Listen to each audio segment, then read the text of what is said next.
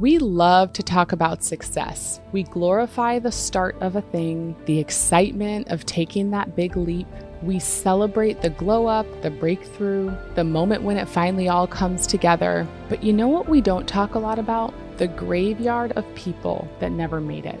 The ones who started but never finished. The ones who had potential, they had the ideas, they had the talent, but they didn't survive the middle. And I don't mean this in a negative way. I mean it in a very real way, because most people don't make it to the finish line.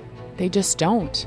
And it's not because they weren't good. It's not because they weren't capable. It's because the middle is what broke them. And that's the part no one really prepares you for. So if you're in this space where you're, I just started and I feel stuck, or why isn't this working yet? Or maybe this was a mistake space, then this episode is for you. Because what you're going through, it's not failure. It might feel like failure, but it's not. And if you don't learn how to survive it, you'll never see what's possible for you on the other side of it. Welcome to the Upgrade with Elle. The people who make it aren't always the smartest people. They're not always the most talented or the most well-connected. They're just the ones who figured out how to survive the middle. And the middle is a brutal space, okay? So I want to talk about what people expect in that space versus what actually happens. Most people expect steady progress, like I put in the work and I should see the results. They expect moments of validation. They think they'll always feel like pushing forward. They feel like there's always going to be signs that they're on the right path, like some sort of external confirmation that their work is not going in vain. But here's what actually happens. There's no instant results. You're working super hard, you're showing up, and then there's nothing. There's crickets. This is where doubt starts to creep in. This is where you start questioning yourself. Did I make the wrong decision? Should I turn back now? When there's no validation, there's no one clapping for you in this phase. It's just you and the uncertainty, and that is tough. And if you think success is just about talent and effort, explain why there are people that are less talented that are winning. I can tell you why. Because they didn't quit when it got uncomfortable, and they didn't stop when they got to the middle. So there are 4 stages that I've identified about this middle space. And I want to talk you through them because most people quit around stages 2 or 3. Very few people see it to stage 4. And if you know these stages, it might help you push through them because you'll anticipate them coming. The first stage is excitement. This is when you first get into something new. You feel like you could do it day and night. It's what you eat, breathe, and sleep every single day. You feel unstoppable. And you feel like whatever you're going after is going to change your life. You're running on adrenaline, and that's not sustainable because that's just the adrenaline from the decision itself. Here's the reality check. Excitement is an unsustainable energy source. If you rely on motivation alone, you just won't make it through this phase. Stage number 2, this is when doubt starts to creep in. You start to realize that it's harder than you thought, that things aren't moving as fast as you wanted them to or what you expected. You start looking around for validation, like, where's their proof that this is working, that there's progress, that things are coming together. You start comparing your timelines to other people's, and then you start to ask yourself if you made the right decision. But here's the reality check of this stage. Most people start thinking and justifying their way out. They think maybe this really isn't for me, but they don't realize that they're just in the middle. That's where they are, and this is just the process. Stage 3 is your breaking point, okay? This is where most people quit, and it's the most dangerous stage because it's when quitting actually starts feeling logical, like it starts making sense. You start telling yourself, I gave it my best shot. I did everything I could. I worked really hard, and you convince yourself that walking away makes sense, that it is the right decision. But stage 3 is where 90% of people quit. 90%. And they don't fail. They just stop. That's not failure. They just stopped. They just walked away, and they could have been inches from their breakthrough. Stage 4. This is the shift because only 10% make it. This is where the winners separate themselves. Because this is when you stop overthinking and just decide you're going to figure it out. You're going to figure it out. You're not going to let the overthinking stop you. You're going to stop searching for motivation. You're going to do whatever it is, whether you feel like it or not, whether it's growth, a business idea, or whatever. This is when you push through and you've made that decision. You've changed your mind. And the difference between success and failure is that most people never even make it past stage 3. So if you've made it to stage 4, you're already winning because you're deciding that there are no other options other than just to keep going. It's not enough just to know the middle is hard, okay?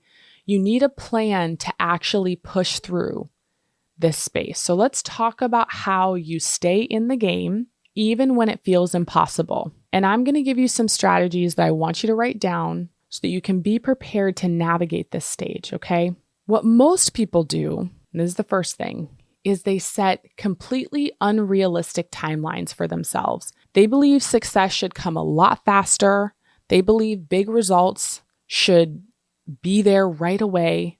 And when things aren't happening fast enough, that's when they start thinking it's not working. But that's the wrong mindset to have in that space. What actually works is giving yourself more realistic windows of time to get things done. If something was going to take you 6 months, double it or even triple it and detach from these rigid timelines that just distract you and they suck your motivation right out of you. Replace it with, how long will it take if I just don't stop? Okay? Rewrite your expectations. I will keep going for X amount of time, no matter what. And make that commitment to yourself a non-negotiable. If you can only commit to something when it's going to happen fast, are you even really committed at all? Ask yourself that question. The second thing is I want you to consider the fact that people look for external validation, which we've talked about before. And so you know that tricks your mind into believing that you're on the wrong path if you're not getting that validation. You're assuming that something's not working because people aren't telling you it's working. People aren't telling you and giving you that extra confirmation. I want you to track your progress instead, your own progress. I want you to keep a proof file in your phone or in your journal, something where you can detail out every small win, every small milestone, every lesson learned, every time you figured something out. Write it down. This helps you to see your progress when it feels like nothing is happening, because things are happening. You're forgetting and you're not giving yourself credit for those things. So today I want you to create a proof file, name it in your phone or in your notes, wins and lessons, and write down one small win from this past week. And I want you to adopt that as a behavior. Try to do it daily, but at the very least, do it weekly. This process is going to help you train your mind to appreciate the middle, okay? The next thing is people often spend too much time making every single decision, sitting in that state of analysis paralysis and just really having a difficult time pulling the trigger when it comes to posting, making a decision, pivoting their strategy. And just consider the fact that all that time you're taking, someone who's less talented than you is making the decision faster and getting everything done times 10. So I want you to adopt a post and pivot strategy that allows you to do it and adjust later. That's what needs to happen. And if you're feeling stuck on something, give yourself a decision-making window of time, 24 to 48 hours. That's all you get. Done is better than perfect. I know that's going to scare some of you, but most of you spend too much time overthinking and then you don't do, and you waste a lot of time. So I want you to practice by picking one thing that you've been overthinking, and I want you to set a 24-hour deadline for yourself to make a decision and act on it. It's going to help you to push past that, because while you're overthinking things, someone else has your idea and they are executing it and they're winning and you're not. And that's not the way it should be. You should be winning with your idea. Another thing that most people do is they assume that people are watching and judging their every little move. Let me tell you something. They're not. You get caught up in what other people might think about your business, about your content, about the shift that you're making in your life. Who gives a damn? Who cares? What actually works is realizing that most people aren't watching you. They aren't paying attention to you, and they're too busy with their own lives, which is great because you should be busy with yours. People are not watching everything that you're doing. People scroll through thousands of posts. They see tons of content and consume so much throughout a day. They're really not focused on you the way you're focused on you. So I want you to write down one thing that you haven't done because of fear of judgment. Because this is real and I know it's hard. But today, seriously, I want you to do this because no one cares as much as you think they do. I want you to do the thing that you've been scared to do. And the people that you're worried about judging you, consider this. They'll be the same ones asking you for advice when you make it. So please don't sell yourself short by overthinking and being fearful of people's judgment. Another thing that most people do is they rely on motivation. I cannot stress this enough. You cannot rely on your motivation, your mood, your willpower, your adrenaline. When things feel hard, they're waiting for that feeling again. And you'll be waiting forever because that feeling is not always there. What actually works is building systems and forcing that consistency. Create your schedule, and even when you don't feel like it, you still have to do it.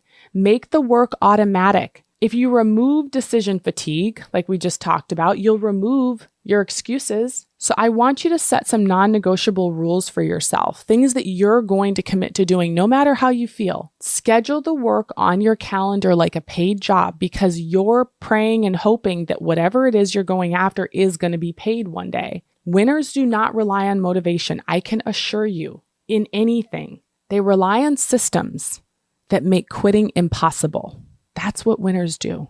Here's what I want you all to really take away from this episode. I don't really care how talented you are. I believe you're probably great, but I don't care how smart you are or how talented you are. The question is, can you survive the middle? Because most people don't. And if you can figure out how, that's the key to success. You don't have to be the smartest. You don't have to be the most talented or the most well-connected. You just don't stop, and then you'll get there. And I need you to hear me when I say this part. This is just a test. The middle is where most people fade to black. They disappear.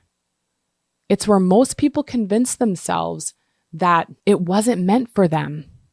It's where they start to make the excuses that sound logical. But again, it is just a test. I want you to pass it because the people who pass, they win by default. But if you quit now, you'll never know what was actually possible for you. And the good news is you don't have to be all the things in order to be successful. You don't have to have it all figured out. You just have to be the one who doesn't stop. So if you're in this space right now where you're stressed out, not really knowing what to do, nothing looks like it's working, where you're questioning, is this even what I'm supposed to be doing? Is this worth it? I need you to ask yourself one thing. What if you're closer than you think? Because I promise you, you are. So I just need you to keep going. And as always, upgrade accordingly.